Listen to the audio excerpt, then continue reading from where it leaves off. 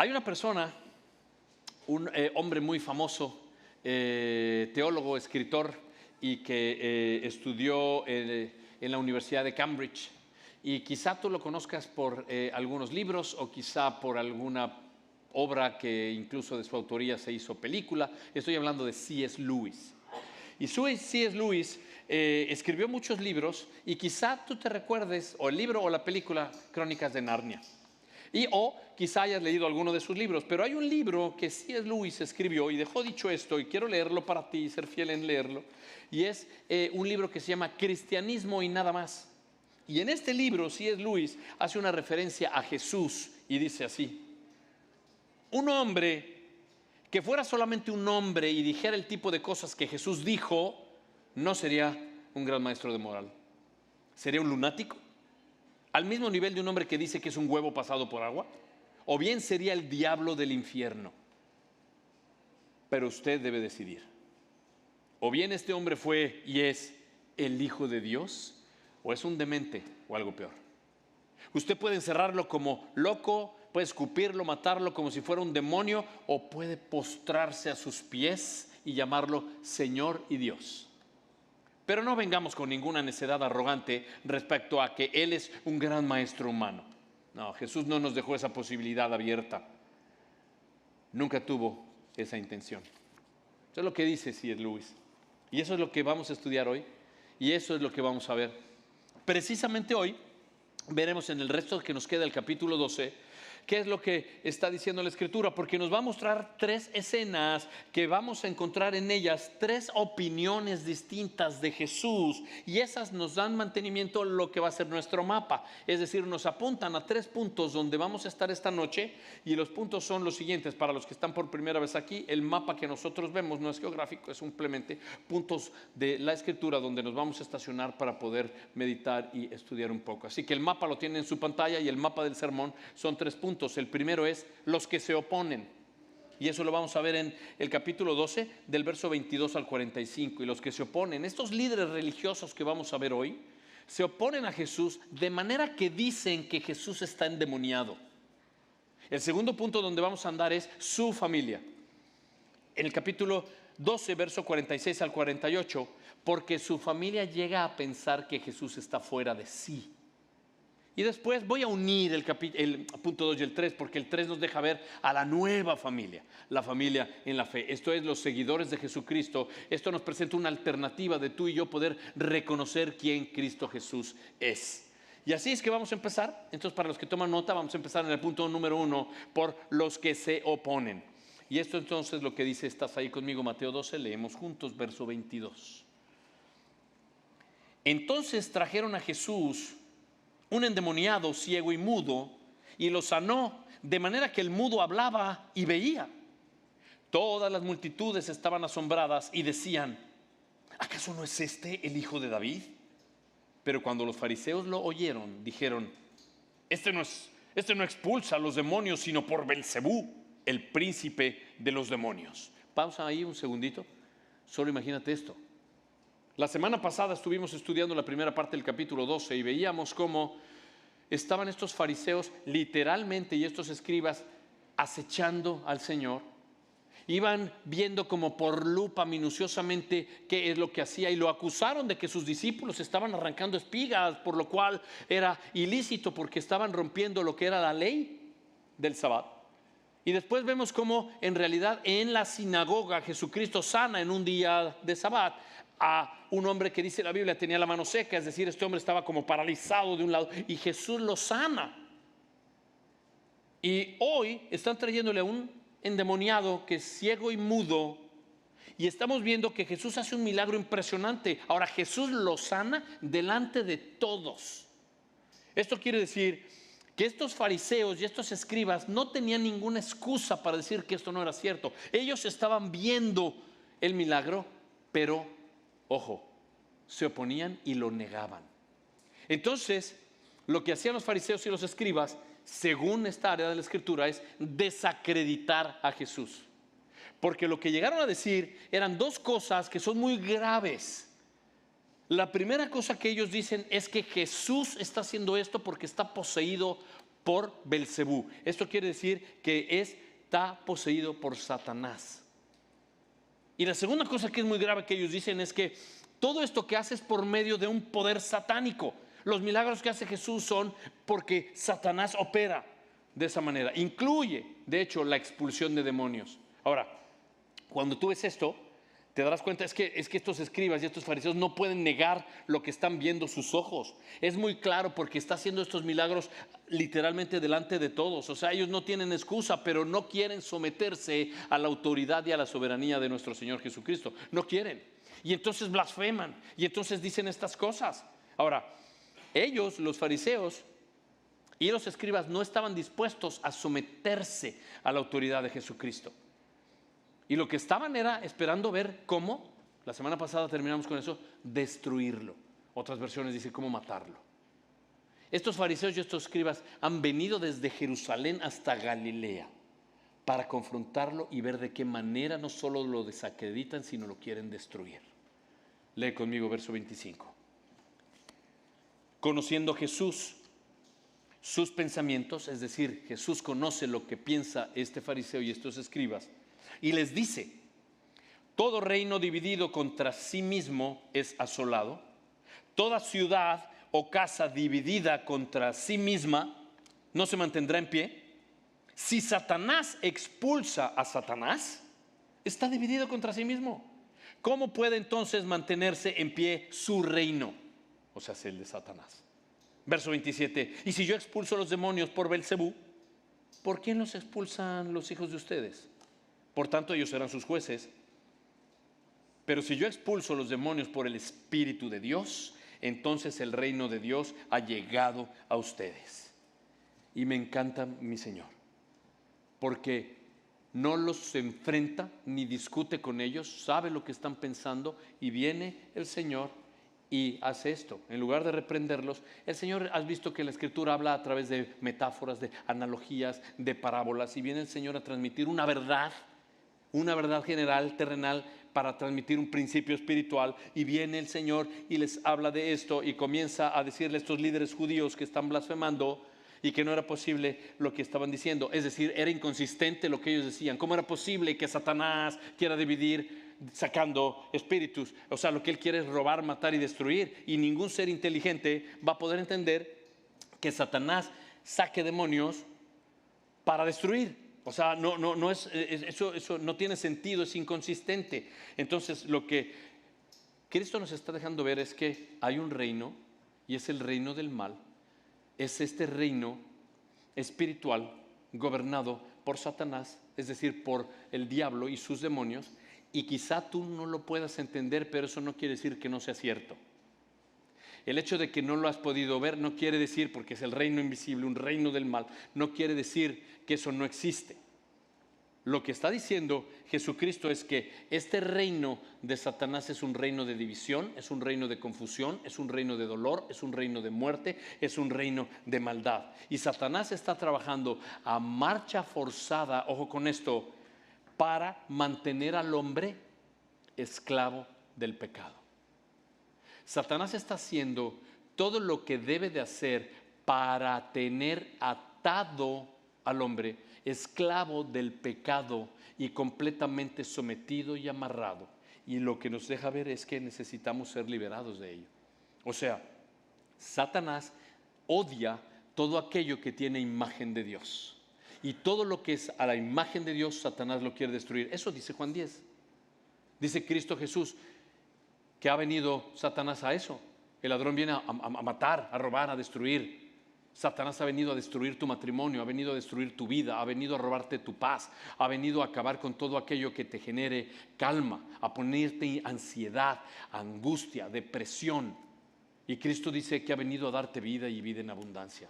Ha venido a darte paz, ha venido a darte calma, ha venido a que tu alma descanse en Él. Pero ¿sabes una cosa? ¿Dónde yo puedo ver eso, pastor? No lo tienes en tu pantalla, quiero que lo apuntes en tu libreta o al lado de tu Biblia. Isaías, por favor, capítulo 14.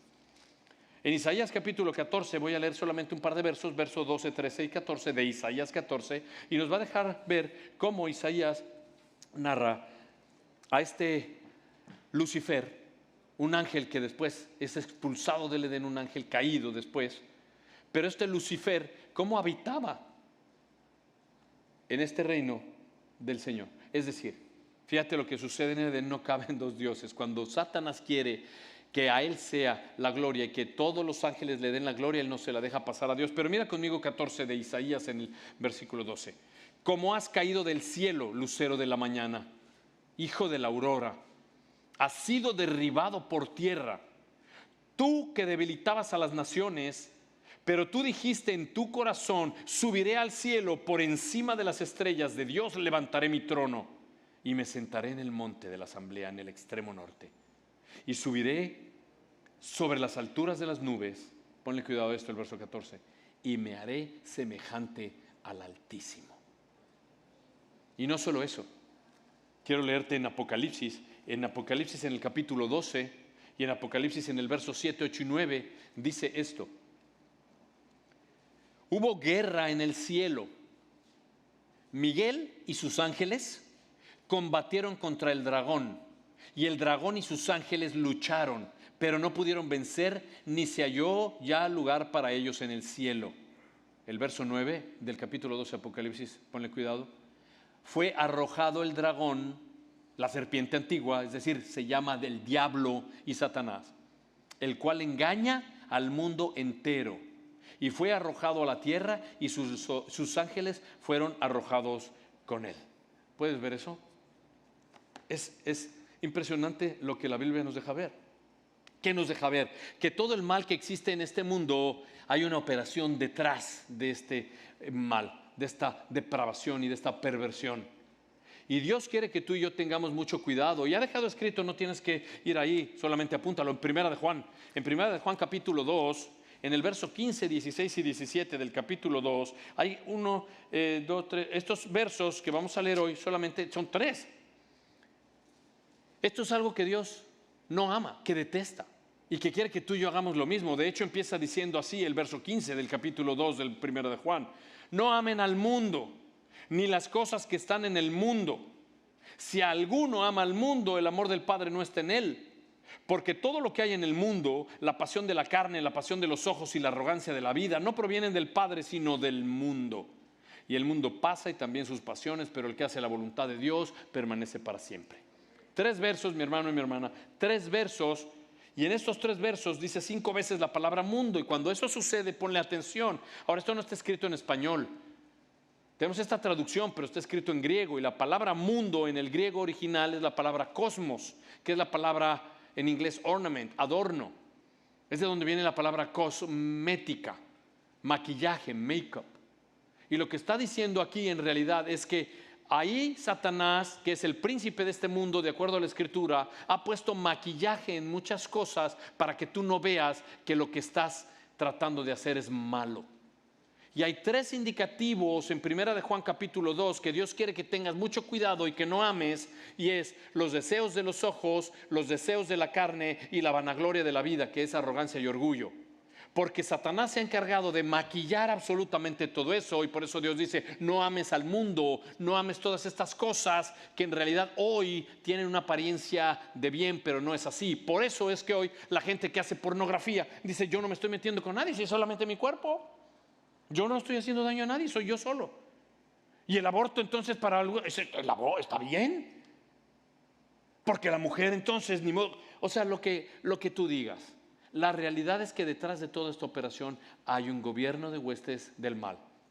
Que Dios dice, en estas 3 instancias debes de tener mucho cuidado. En los deseos que tu ojo tiene, porque codicias y porque quieres llevar solamente todo a través de lo que tú crees que está bien.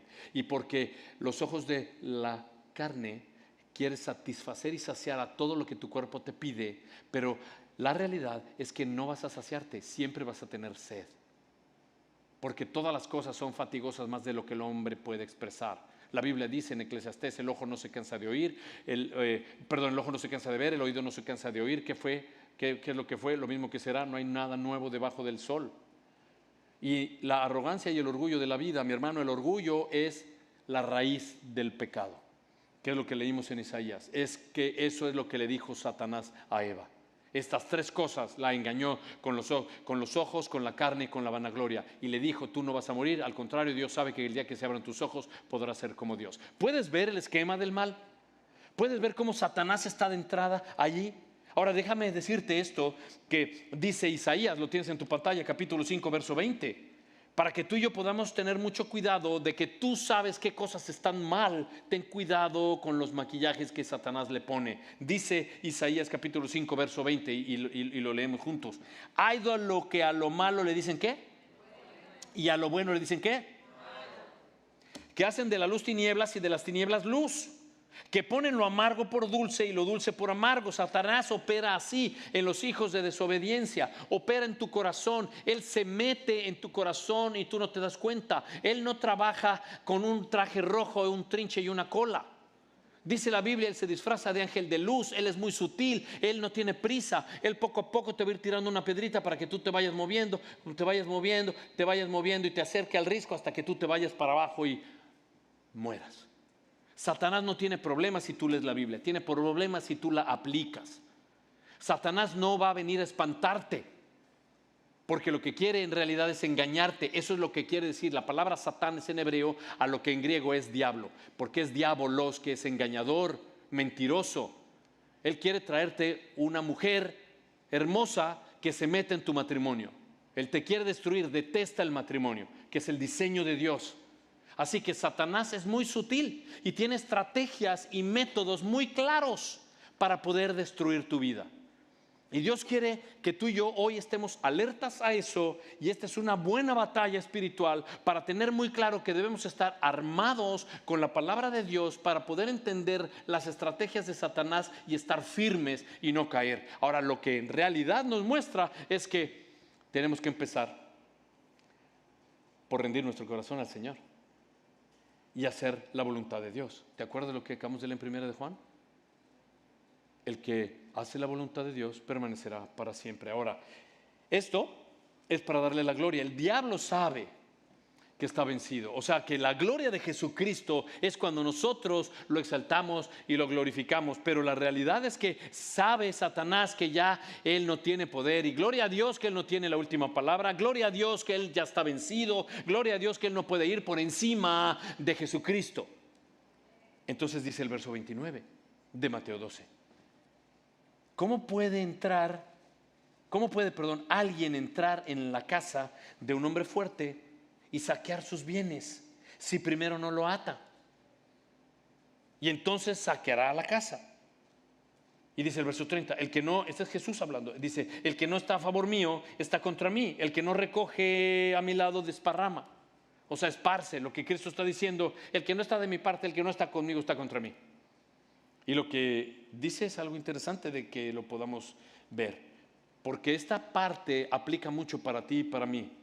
Esto es igualmente no para los fariseos, es igualmente para hoy aquí en Coconut Creek, a nosotros aquí en este santuario. Esto tiene que ver con lo siguiente. Tú puedes decidir y decir que Jesús no es Dios. Tú puedes, si quieres, decir que Él no es tan bueno. Tú puedes lo que tú quieras decir. La realidad es que se te va a poner una posición, como habla de los fariseos, de una manera orgullosa, ¿no? e incrédula. Pero tú puedes también decir, Jesucristo es el Señor, como cantábamos. Jesucristo es el Señor. Y entonces seguirlo de todo corazón. Pero con el Señor lo que quiero decir es que no hay términos medios. Tú no puedes estar a la mitad. O sigues al Señor o no lo sigues. O estás con Él o estás contra Él. O eres frío o eres caliente. Tibio no le gusta. Dice, te vomitaré. Ahora, la realidad es que tú y yo sabemos por las Escrituras que Dios es un Dios de misericordia. La Biblia dice en el Éxodo, en el libro de Éxodo, dice que Dios es lento para la ira y grande en misericordia, es clemente. Y Dios va a perdonar todos los pecados. Es decir, Dios nos va a perdonar si nosotros nos arrepentimos, y lo va a hacer de una generación a otra generación a otra generación, y eso es lo que va a hacer. Pero Dios así lo hizo. Dios perdonó a Adán y Eva, Dios perdonó a Abraham, a Isaac, a Jacob, a Moisés, a David. Así lo hizo. Perdonó al pueblo de Israel que tuvo pecados atroces y horribles, y en el Nuevo Testamento vemos como Jesucristo hace lo mismo. Pero hoy aquí en Mateo 12 lo que nos está enseñando es que la actitud de los fariseos es opuesta. a lo que está haciendo el Señor. Cada vez que nos oponemos a lo que el Señor quiere hacer, debemos de tener mucho cuidado. ¿Por qué? Dice aquí el verso 29, y lo vuelvo a leer para ti. ¿Puede alguien entrar en la casa de un hombre fuerte y saquear sus bienes si primero no lo ata? Ahora, si lo ata, entonces va a sacar lo que está en esa casa. ¿Qué quiere decir el Señor con esto? En esta figura, el hombre fuerte es Satanás. Y lo que está diciendo es que en el reino de las tinieblas, lo que Satanás está haciendo es teniendo cautivo a muchos hombres en muchas cosas perversas para Dios. Llámale idolatría, llámale mentira, llámale pornografía, llámale desorden alimentario, lo que tú quieras ver como pecado que transgreda la ley de Dios. Satanás los tiene esclavos, cautivos en esa casa. Entonces dice que para que alguien entre, si la casa es este mundo y el hombre fuerte es Satanás y los bienes son los que están cautivos, solo hay una manera de liberarlos. Dice, si viene un hombre más fuerte que el hombre fuerte. Si alguien más fuerte que el hombre fuerte viene y ata a este hombre fuerte, entonces puede sacar a quienes tiene cautivos. ¿Y sabes qué? Solamente piensa esto. Cuando entró Jesucristo al mundo, cuando vino Dios en carne, Dios viene aquí y camina en esta tierra, y lo que hace en realidad es liberarnos de las obras de Satanás. La casa es este mundo. Dice la Biblia que Satanás es el príncipe de este mundo. Satanás controla a los hijos de desobediencia, pero tiene cautivos y amarrados y encadenados a todos como esclavos del pecado. Y entonces, si los bienes son estos hombres y Satanás es el hombre fuerte, Cristo Jesús es más fuerte, y lo que vino es atar a Satanás y a romper todo lo que él estaba haciendo y deshacer las obras del diablo, y lo vence en la cruz. A la muerte y a la resurrección le da gloria el Señor, porque eso vence el poder que tenía Satanás. ¿Qué quiero decir esto? Nuestro Señor es mucho más fuerte que el hombre fuerte. Mira lo que dice Colosenses, verso 12 del capítulo 1. Dando gracias al Padre que nos ha capacitado para compartir la herencia de los santos, porque Él, Jesús, nos libró del dominio de las tinieblas y nos trasladó al reino de su amado Hijo, en quien tenemos redención, el perdón de los pecados. Y si tú eres cristiano, debes de saber que el hombre más fuerte está de tu lado. Amén. La Biblia dice que en el capítulo 4 de Primera de Juan, dice, es mayor el que está dentro de mí que el que está en el mundo. Es mayor el hombre más fuerte que el hombre fuerte al que está hablando, porque la realidad es que la victoria es de Cristo Jesús. Y Cristo tuvo la victoria en la cruz y al resucitar, pero tú y yo tenemos que creer eso. Ahora, si Cristo ha mostrado su autoridad sobre los demonios, porque hemos visto en Escritura que incluso, ¿te acuerdas del capítulo 8, hace no mucho, como el hombre que estaba en Gadara, estos gadarenos, estos demonios que estaban en este hombre, y en un momento ellos tienen y reconocen a Jesucristo como el Hijo de David, y ellos dicen, déjanos ir a los cerdos. O sea, ellos reconocen. Hemos visto otros endemoniados que dicen el Hijo de David, el Hijo de Dios. O sea, reconocen quién Jesús es. La Biblia de hecho dice en el libro de Hechos que había unos judíos tratando de sacar unos demonios y que decían, en el nombre de Jesús te reprendo, y quieren sacar los demonios en el nombre de Pablo, y los demonios le dicen a través de este hombre poseído, le dicen, no, mira, nosotros sabemos quién es Jesús y quién es Pablo, pero no tenemos ni idea de quién eres tú. Y se le dejan ir los demonios a este hombre. Puede ser que tú no creas, y no quiere decir eso que el reino de Satanás no existe. Lo que es fuerte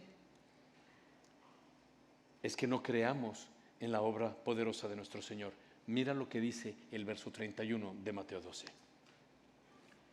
Por eso les digo, hablando de la blasfemia que han dicho estos fariseos en contra de Jesús, que él hacía milagros y cosas por el poder de Satanás, y ellos no se arrepienten y no creen, estos fariseos. Y Cristo les dice, pues les digo, verso 31, que todo pecado y blasfemia será perdonado a los hombres, pero la blasfemia contra el Espíritu Santo no será perdonada. Este es el pecado imperdonable. Pastor, ¿hay un pecado que no se perdona? La Biblia dice, hay un pecado que no se perdona y es este, la blasfemia contra el Espíritu Santo. Y ahora vamos a ver bien qué es. Mira el verso 32. Cualquiera que diga una palabra contra el Hijo del Hombre se le perdonará, pero al que hable contra el Espíritu Santo no se le perdonará. Mira esto, ni en este siglo ni en el venidero. El verso 31 dice algo muy importante que tú y yo tenemos que tener cuidado. Todo pecado y blasfemia van a ser perdonados a los hijos de los hombres.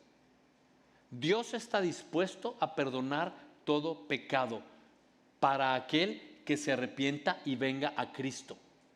Dios está dispuesto a perdonar un pecado cuando tú te arrepientes, te acercas al Señor y crees en su obra redentora. No importa cuántos pecados tú tengas, no importa cuán mal tú hayas caminado en tu vida, no importa lo que hayas hecho en el pasado, no importa que hayas hablado mal de Jesús, no importa que lo hayas rechazado, no importa las palabras que hayas dicho contra Él. La misericordia del Señor es tan grande y su amor tan grande que con los brazos extendidos te muestra que Él está para ti cuando te arrepientas y vengas a Él. Hay redención. Él puede perdonar tus pecados, pero solo si te arrepientes. ¿Y cómo sé esto? Es interesante. Tú puedes recordar a lo mejor los pecados que has tenido y toda la lista de las cosas malas que has hecho. Yo recuerdo las mías. Yo recuerdo todos los pecados que hice, recuerdo el daño que hice, recuerdo cómo lastimé a gente, recuerdo todas las cosas que eran desagradables a Dios, pero también me acuerdo de la cruz y del poder del Evangelio en mi vida y de cómo me transformó y de cómo había un antes de José y un después José. Y la vida transformada le da gloria hoy al Señor. Ahora, tú puedes ver a Pedro. Pedro negó 3 veces a Jesucristo y en Juan 21 hay redención. Y Cristo le perdona. Y Pablo, que dice que él era blasfemo y que de los pecadores era el primero, Cristo Jesús lo perdona, le da gracia y lo restaura. Hay un sentido para ti, para mí, de realmente meditar, y es que en alguna medida todos hemos blasfemado.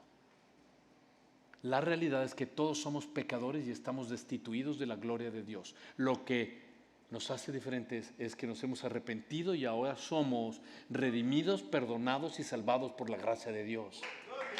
Amén. Ahora, pon mucha atención a esto. La blasfemia contra el Espíritu de Dios es imperdonable. ¿Por qué?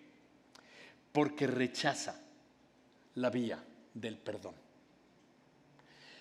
La vía del perdón es el arrepentimiento, y eso quiero que lo pongas muy claro en tus notas. La vía del perdón es el arrepentimiento. La blasfemia contra el Espíritu Santo es perdonable solamente por una vía, y esa vía del perdón es arrepentirte.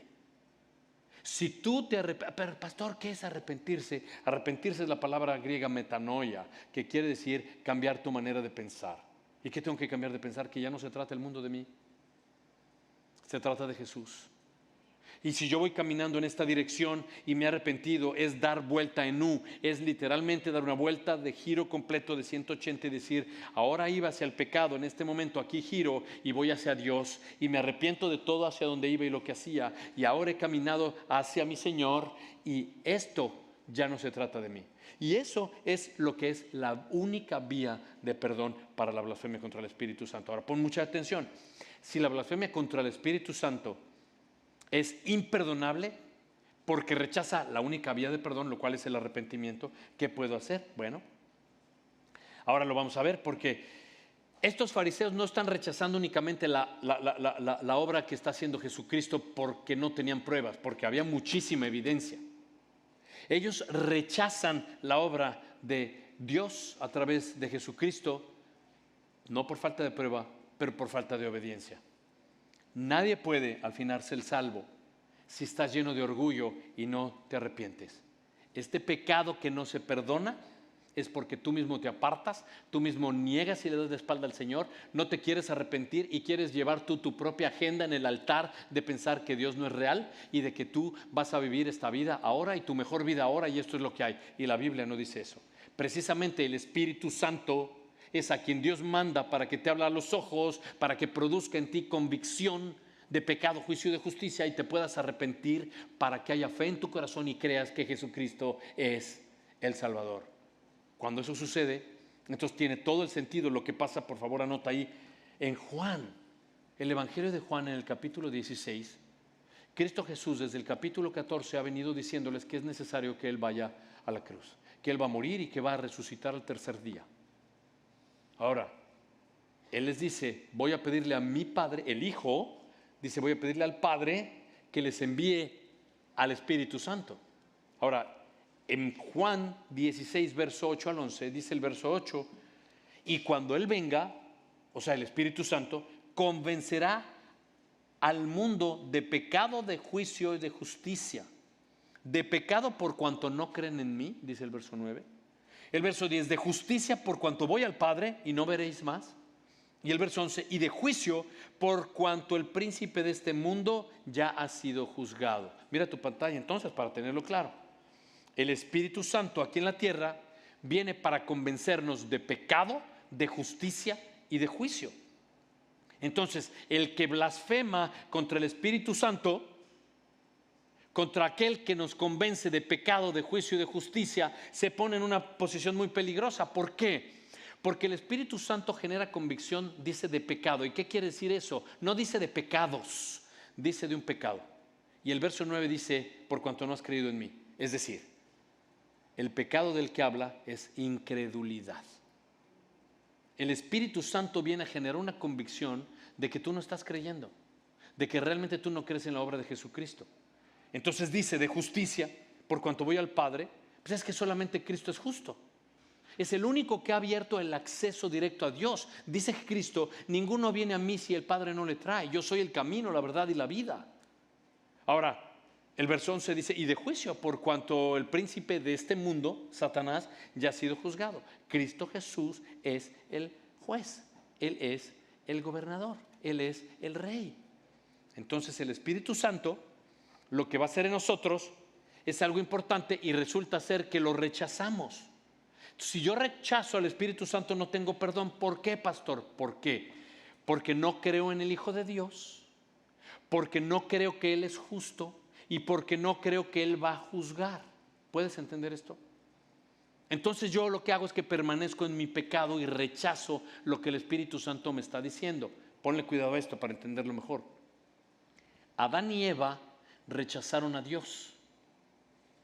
El pueblo en el tiempo de Jesús rechazó a Jesús. De hecho dice, no hay, ¿te acuerdas? Profeta sin honra sino en su casa.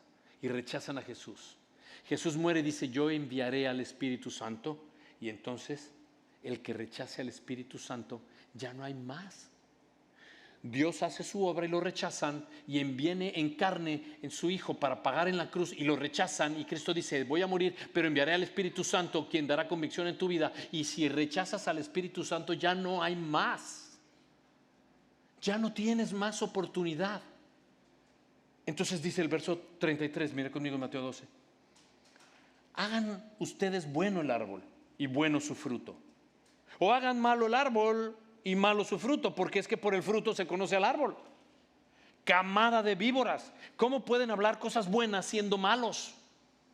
Porque de la abundancia del corazón habla la boca. El hombre bueno de su buen tesoro del corazón saca cosas buenas y el hombre malo de su mal tesoro saca cosas malas. Pero yo les digo que toda palabra vana que hablen los hombres darán cuentas de ella en el día del juicio, porque por tus palabras vas a ser justificado y por tus palabras serás condenado. Así que espérame, pastor, ¿cómo conecta esto del árbol y el fruto y de la abundancia del corazón habla la boca? Con esto que estamos hablando de la blasfemia y de no creer al Señor. Bueno, lo quiero poner en tu pantalla para que lo tengas más claro. El pecado imperdonable es principalmente un pecado del corazón, no de los labios. Tú puedes decir lo que tú quieras, pero si tu corazón no ha sido transformado y no cree que Cristo Jesús es el Señor, entonces estoy en un problema. Porque la Escritura todo el tiempo está hablando, en esencia, de las cosas que nuestro corazón revela. Y Cristo Jesús dice, de la abundancia del corazón habla tu boca. Cristo Jesús dice, hay cosas que tu corazón van a revelar y van a ir a tus pensamientos, porque del corazón, dice Jesús, vienen los malos pensamientos, los homicidios, los hurtos, los adulterios, las fornicaciones, las mentiras, y todas estas cosas vienen de mi corazón y se arrojan en mi mente. La batalla, mi hermano y mi hermana, está en mi mente, porque la mente es la torre de control del cuerpo. Y toda vez que yo tengo en mi mente deseos y cosas que quiero hacer, mi mente le va a decir a mis pies, ve para allá. Mi mente le va a decir a mis manos, hágale. Mi mente le va a decir a mis ojos, mírale, codíciale. Y Cristo Jesús, por eso es claro, dice, no, ten cuidado, si tu ojo es motivo de pecado, sácalo. Si tu ojo es motivo de pecado, sácalo. Si tu mano es pecado, córtala. Y no está diciendo neta que vengas a la iglesia la próxima semana tuerto. Lo que está diciendo es que tienes que ser radical. Mi hermano, si tu iPhone es un problema, tíralo y cómprate el de flip si vas a estar pecando. Tienes que ser radical. Tu problema está aquí en la mente, que tú crees que te convences de lo que tienes que hacer, pero Satanás es tan sutil que ha puesto en tu corazón y mente cosas que tú crees que están bien. No ames al mundo ni las cosas que están en el mundo. Tú crees que lo que estás haciendo, pero te está Satanás hablando y literalmente rumiando en tu mente que eso no está mal. Y tenemos que tener mucho cuidado, porque lo que sucede en verdad es que eso va a cambiar la actitud de mi corazón, por lo cual me va a llevar un comportamiento que va a endurecer mi corazón y va a rechazar la obra de Jesucristo y la obra del Espíritu Santo, lo cual era ya lo último que tenía yo para poder salvarme. Ahora, déjame de explicártelo de esta manera. Tienes en tu pantalla una pirámide, y en esta pirámide quiero que veas estas cosas. Lo que sucede es que una vez que he dejado que mi corazón se ha transformado, la actitud de mi corazón obedece a pensamientos y actitudes que va a hacer que el corazón no es el órgano físico, es el centro donde se asienta la voluntad y los deseos, que alteran e impactan mi mente. Y eso es mi alma, y lo que hace es que se corrompe. ¿Por qué? Porque mi comportamiento, que está hasta arriba de la pirámide, se asienta en las cosas a las cuales yo le doy valor. Y Cristo Jesús dice, si vas a invertir y vas a valorar algo, que sea en los tesoros celestiales. O sea, inviertes en el cielo. Pero lo que yo le doy valor, para mí lo que tiene valor en este mundo es porque está asentado en las cosas que yo creo.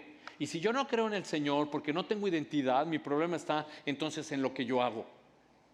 Pero cuando me doy cuenta que lo que yo hago de mi comportamiento en realidad obedece a mi creencia, entonces no importa lo que yo hago, sino lo que yo soy. Para no hacerte bolas, mi problema es de identidad. Cuando no me identifico con Dios, me tengo que identificar con otras cosas. Y Satanás te va a engañar de que esto que estás está viendo, está bien. Y esta ideología de género está bien, y eso está bueno. Y entonces termino tratando de buscar cómo funcionar mejor. El problema de mi comportamiento está en lo que yo creo. Y si yo creo en la evolución y Darwin, pues me comporto como chango.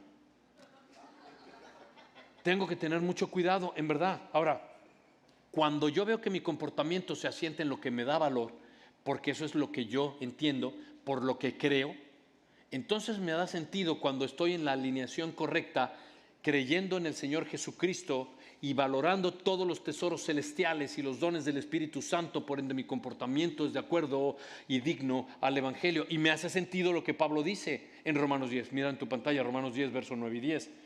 Pablo dice, si confiesas con tu boca a Jesús por Señor y crees ¿dónde? En tu corazón que Dios lo resucitó de entre los muertos, serás salvo. Tienes que creer primero la base de tu pirámide. Tienes que creer primero lo que Jesús es, lo que Dios es y lo que hizo por ti, para que lo valores en verdad desde el punto de vista celestial. Y entonces el verso 10 me haga sentido. Porque con el corazón creo para justicia, por eso mi boca confiesa salvación. Y entonces sí me hace sentido. Lo que hay en mi corazón es en verdad una convicción de creer que Él es el que dice que es. Y la evidencia y la escritura y la profecía le dan sentido a lo que yo creo. Ahora, mira el verso 38 y seguimos leyendo. Entonces algunos de los escribas y fariseos dijeron a Jesús, Maestro, queremos ver una señal de parte tuya. Pero él respondió, una generación perversa y adúltera demanda señal, y ninguna señal se les dará sino la señal del profeta Jonás. Porque como estuvo Jonás en el vientre del monstruo marino 3 días y 3 noches, así estará el Hijo del Hombre 3 días y 3 noches en el corazón de la tierra. Los hombres de Nínive se levantarán contra esta generación en el juicio y la condenarán. ¿Por qué? Porque ellos se arrepintieron con la predicación de Jonás. Nínive, paganos, gentiles, arrogantes, perversos, malvados. Y vino Jonás, el cual figuradamente había permanecido 3 días dentro, sepultado en ese monstruo marino. Y revive, por decirlo de una manera, y el pez lo vomita y lo tira para que vaya a predicar lo que Dios le ha dicho. Y dice Dios, Jesús dice, esa es la señal que te voy a dar. La única señal que tú necesitas es la de la muerte, la sepultura y la resurrección. No necesitas nada más que eso. Y entonces me encanta porque el verso 42 dice, la reina del sur se va a levantar contra esta generación, en el juicio va a condenarla. ¿Por qué, pastor? Porque ella vino de los confines de la tierra, pagana y gentil, y vino a oír la sabiduría de Salomón, judío, y miren, aquí algo más grande que Salomón. Y me encanta esto para tener claro tú y yo, los ninivitas, ojo con esto, los ninivitas respondieron con arrepentimiento y los israelitas respondieron con rechazo.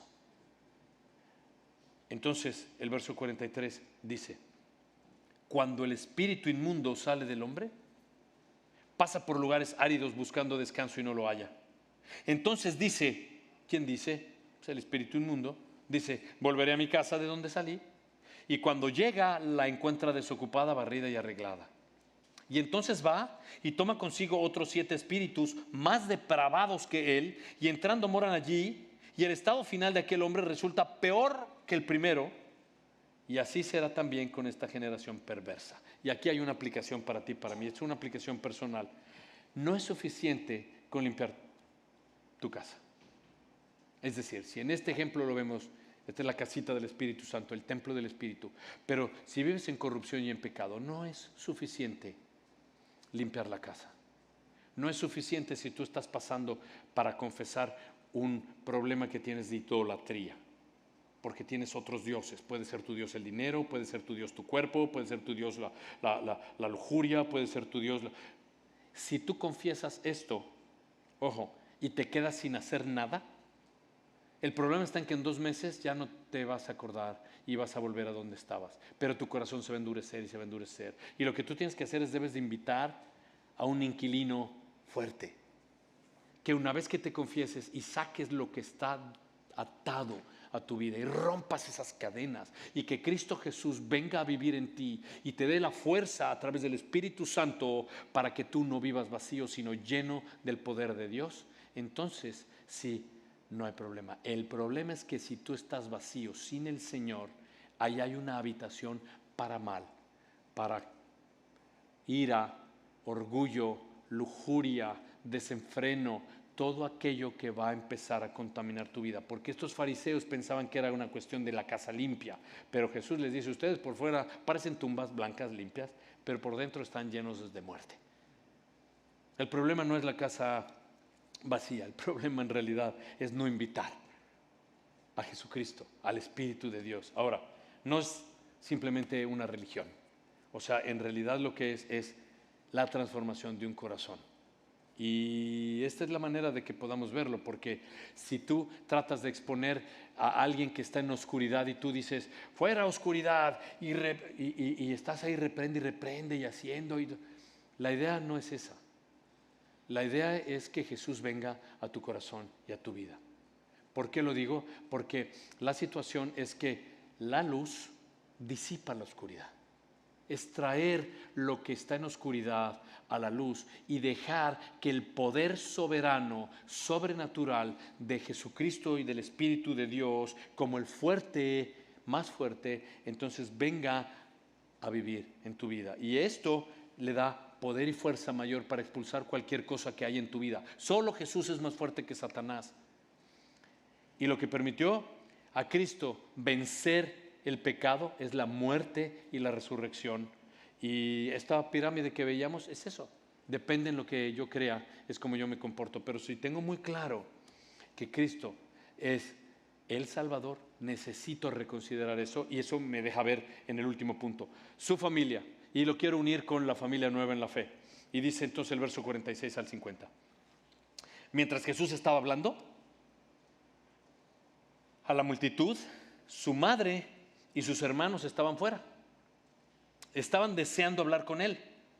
Y alguien vino y le dijo, tu madre y tus hermanos están fuera y te quieren hablar. Pero Jesús respondió al que le informó, ¿quién es mi madre y quiénes son mis hermanos? Y extendiendo la mano hacia sus discípulos, dijo, miren, Y ahí estaban en el alrededor y les dice, aquí están mi madre y mis hermanos. Verso 50, porque cualquiera que hace la voluntad de mi Padre que está en los cielos, ese es mi hermano, mi hermana y mi madre. Y no quiero que vayamos ahí, pero habría mucho que poder ver aquí, entre otras cosas, que podamos entender que hay una teología bien torcida y es la eterna virginidad de María. Eso no es así. La Biblia dice, y si no apúntalo ahí, Mateo 13, verso 55, que José y María tuvieron más hermanos, o sea, más hijos, y que Jesús tuvo más hermanos. Y dice los nombres, y más hermanas. Y la realidad es esta. Estos hermanos de Jesús no creían en Jesús, no creían en Él. De hecho, Jesús viene a presentarse ya resucitado delante de Santiago, su hermano, y su hermano entonces se queda en shock y dice, ¿cómo no creí? Y se rinde a Él. Ahora es interesante, mira lo que dice Marcos 3, verso 21, está en tu pantalla. Cuando sus familiares oyeron lo que sucedía, intentaron llevárselo. ¿Por qué? ¿Qué es lo que decían? Mira lo que decían. ¿Qué decían? Está fuera de sí. Sinónimo, demente. Se salió de todo, o sea, de verdad está, hay que llevárnoslo. O sea, está totalmente fuera de toda cordura. O sea, no sé, hay que sacarlo de, o sea, puedes ver esto, su madre y sus hermanos. Y los hermanos están diciendo, está fuera de sí. ¿Cómo es posible? Bueno, lo que nos enseña esto, que es muy hermoso, es que el Señor vino no a crear una religión. El Señor vino no a hacerte feliz. El Señor vino a salvarte de las obras de Satanás, a transformar tu vida y abrir un acceso al cielo para que estés con Él por toda la eternidad, y tu esperanza es verle un día cara a cara. Así es que nuestro Señor cierra aquí diciendo que Él vino a levantar una nueva familia. El Señor no solo vino a levantar una nueva familia, Él vino a levantar y construir la familia de la fe. Y vino a levantar la familia de la fe porque lo que vino es a rescatarnos del pecado. Y esto te lo digo porque sí es importante que ya no esté sentado en tu corazón el yo, sino que esté Jesucristo sentado. Por eso cuando vienen y le dicen, aquí está tu hermano, tus hermanos, tu madre, Él dice, y está alrededor la gente, y Jesús en el centro, Él dice, estos son mi familia, mis hermanos y mi hermana, y Cristo Jesús está en el centro. Es importante que Cristo Jesús esté en el centro, porque tú y yo hemos experimentado, y si no sabes de familias, que la familia de la fe es mucho mejor la relación que tiene contigo que la familia de carne. Porque a veces pasa que cuando aceptas al Señor Jesucristo, hay familias que dicen, ay no, alguien te está lavando la cabeza, yo no sé qué te dieron, y ya realmente se oponen a esto. Y la familia cercana de la fe es lo que Cristo viene a dejarnos ver, que te acompaña en todo para llevar cargas y para orar por ti y para ir caminando toda tu situación. Y esto es interesante, porque Cristo dice, mis hermanos, mis hermanas, mi madre son los que hacen la voluntad de Dios. ¿Cuál es la voluntad de Dios? ¿Cuál es la voluntad de Dios? Mira por favor en tu pantalla Juan 6, verso 40. Y esta es la voluntad del que me ha enviado, dice Jesús, que todo aquel que ve al Hijo y cree en Él tenga vida eterna, y yo le resucitaré en el día postrero. Todo el que viene a Cristo, lo ve y cree en Él, Cristo Jesús le recibe, no le echa fuera y lo resucitará. Juan 1:12 dice que Dios le dio potestad a aquel que cree en Jesucristo, y autoridad le da a Dios de ser hecho hijo suyo. Así es que somos familia en la fe, aquellos que hemos creído en Jesucristo. Y Jesús dice, le resucitaré en el día postrero. Jesús tiene todo el poder para liberar y todo el poder para sanar. No hay nada, mi hermano y mi hermana, en tu vida hoy que deba de estar bajo el gobierno de Satanás. Nada. La libertad en tu vida, la soltura de estas fortalezas y de estas cadenas y de estas barreras obedece a que tú puedas venir y confesar lo que está en tu corazón, venir y traer de la oscuridad a la luz, venir y sacar esto que está pasando, porque la Biblia dice que si confesamos nuestros pecados, Dios es fiel y justo para perdonarnos y limpiarnos de toda maldad. Quiero que estemos claros en eso. Lo que nos da en verdad transformación y acceso a Cristo es el arrepentimiento, cuando reconozco que soy pecador, pero necesito confesarlo. Necesito decir, estoy atado de esto. Necesito decir, estoy pasando mucho trabajo con esto porque soy esclavo de, y le pones rayita. Quiero que veamos juntos este video, son unos 3 minutitos de un video. Ella se llama Gaby y Gaby sirve en hospitalidad de la iglesia principal de Calvary Chapel, Fort Lauderdale. Y ella estuvo pasando mucho trabajo con una atadura que ella lo va a saber, pero lo que es importante de ver en este video es cómo el Espíritu Santo genera convicción en el corazón de ella y la libera, y cómo luego la comunidad le acompaña en aquella situación que está pasando, porque Cristo nos hace libres y el poder de la oscuridad quiere que tú permanezcas en oscuridad. Satanás no quiere que tú vengas y confieses y que traigas a la luz todo lo que estás pasando, para que no te arrepientas y para que no seas transformado. No le des lugar al diablo. Mira conmigo este video.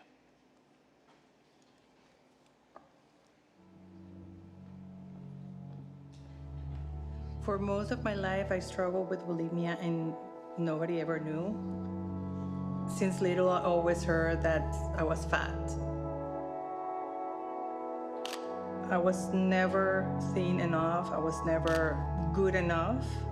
I wanted to fill the void that I felt. Food was always my comfort.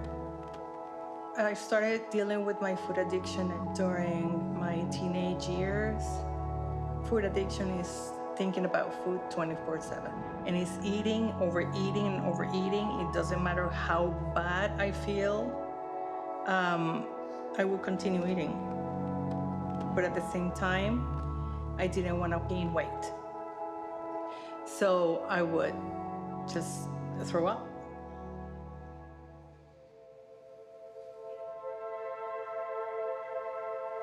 Depending on the day, I would maybe purge 1 or twice. And when it was severe, I would, purge maybe 15, 20 times a day. I was tormented. Nobody knew for years that I was struggling with bulimia. I carried that secret my whole life.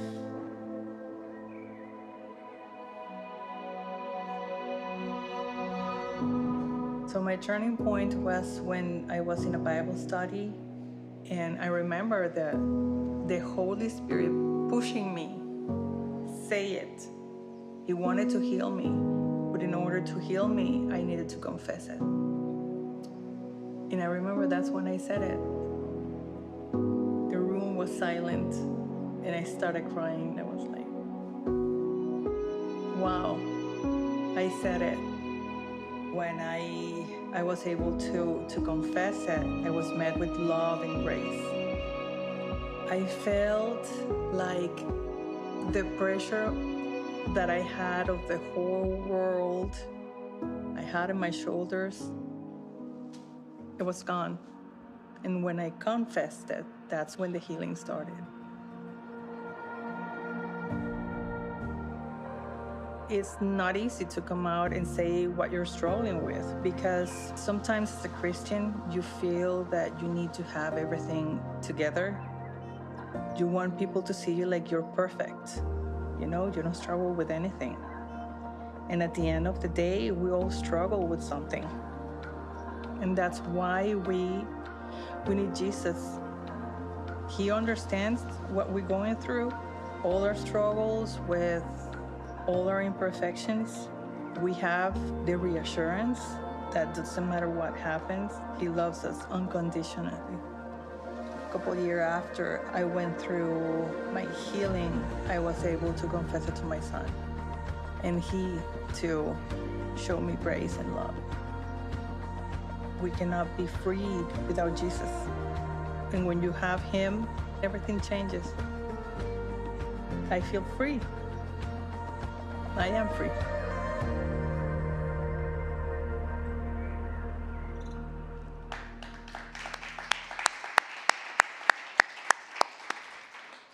El poder de la confesión. Lo que hizo Gaby fue eso, traer lo que estaba en oscuridad, traerlo a la luz,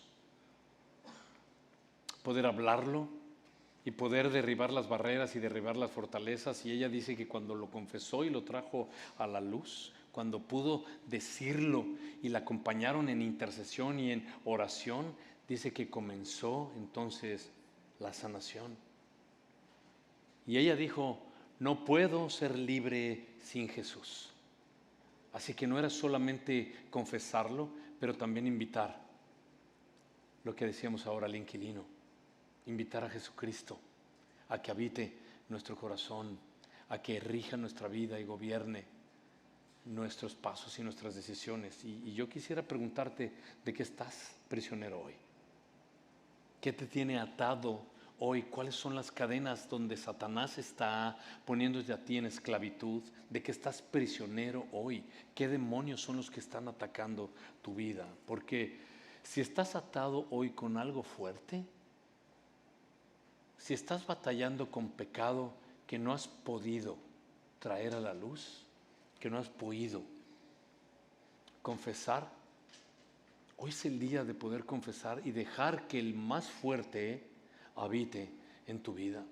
Nuestro Señor Jesús, que tiene el poder de desatar todo y de sacarte de la esclavitud del pecado. Y no sé qué estás pasando hoy, pero queremos abrir aquí el altar y va a haber hermanos y hermanas aquí con nosotros. Y yo sí creo que es importante que tú puedas venir y confesar y que no pienses mucho para que no te engañe Satanás, que te puedas poner de pie. Si tú estás pasando un tiempo de atadura y si estás esclavo de la idolatría sexual y estás pasando tiempo con pornografía o con lujuria y si estás pasando con estas heridas que están empezando a romper tu vida y a desgajar tu matrimonio, ponte de pie y ven a orar. Y si estás aquí quizá pasando por orgullo, que es la raíz del pecado, y estás en una actitud narcisista diciendo todo se trata de mí, y te das cuenta que estás solo y que Dios está hoy en su Espíritu Santo generando esa convicción de venir. Yo estoy pasando por esto, pastor, y quizás estás aquí con ansiedad y con angustia y con miedo y con pánico y con inseguridad y con todas estas cosas que no puedes estar libre. Ven y queremos orar por ti. O quizá tienes alguna adicción, como Gaby, que tenía este problema de la comida. Y quizá tienes un desorden alimenticio o tienes un desorden por la bebida o por la droga. Ven y confiésalo. Estamos aquí no solo para que vengas y lo confieses, sino para que el Señor haga su obra en ti y con recursos podamos como iglesia ayudarte. Porque el enemigo te va a acusar con mentiras de ya casi acabamos, ya me voy a ir, no te tienes que parar. Eso no. Acuérdate, Satanás lo que viene es a dividir. Comienza desde el principio en Génesis. Él divide el cielo y la manera que lo hace es separando al hombre de Dios para destruirlo. Si hoy estás aquí, David va a estar tocando la guitarra y vamos a ocupar algunos minutos para que con los hermanos que ya están listos, tú te acerques y dile, ora por mí por esto. Y haz lo mismo que hizo Gaby, que la liberó y ahora reconoce, soy libre en Cristo. Ven para que podamos orar por ti. Iglesia, tomemos este tiempo y después yo voy a cerrar en oración y entonces estaremos despedidos. Ven a que podamos interceder por ti en oración.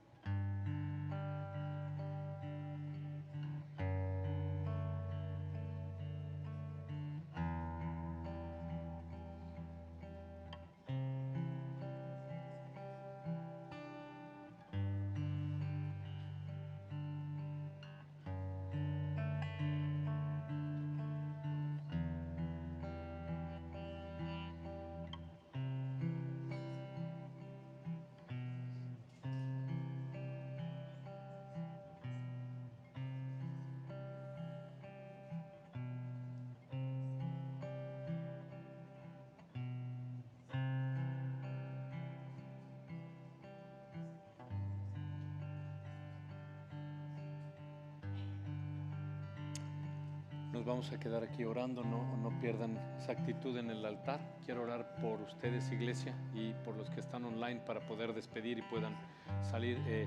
No vamos a cantar más para despedir, pero vayan saliendo en silencio después de que oremos para que los hermanos se queden orando por el que esté en necesidad. Dios del cielo, te doy gracias por la libertad de poder escogerte a ti, de poder haber sido liberados de pecado. Y Señor, yo te pido en el nombre de Cristo Jesús que tú te muevas, Señor, en este lugar, y que los que están ya dispuestos para partir, Señor, que nos vamos a mover de este lugar pero no de tu presencia, Señor, llévelos en paz y llévelos con bien. Revélate, Señor, en cada uno de los que están al frente, manifestando esa necesidad de ti y confesando hoy delante de tu trono que se arrepienten y que te necesitan. Gracias, Padre amado, en el nombre de Cristo Jesús. Amén y amén. Iglesia, pueden ir en paz. Nos vemos la próxima semana, sábado 8 de la noche. Gracias online. Dios les bendiga.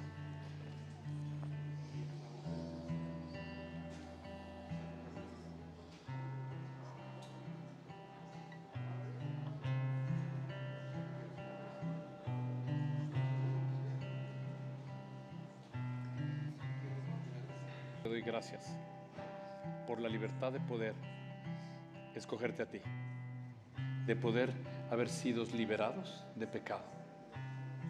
Y Señor, yo te pido en el nombre de Cristo Jesús que tú te muevas, Señor, en este lugar, y que los que están ya dispuestos para partir, Señor, que nos vamos a mover de este lugar pero no de tu presencia, Señor, llévelos en paz y llévelos con bien. Revélate, Señor, en cada uno de los que están al frente, manifestando esa necesidad de ti y confesando hoy delante de tu trono que se arrepienten y que te necesitan. Gracias, Padre amado, en el nombre de Cristo Jesús.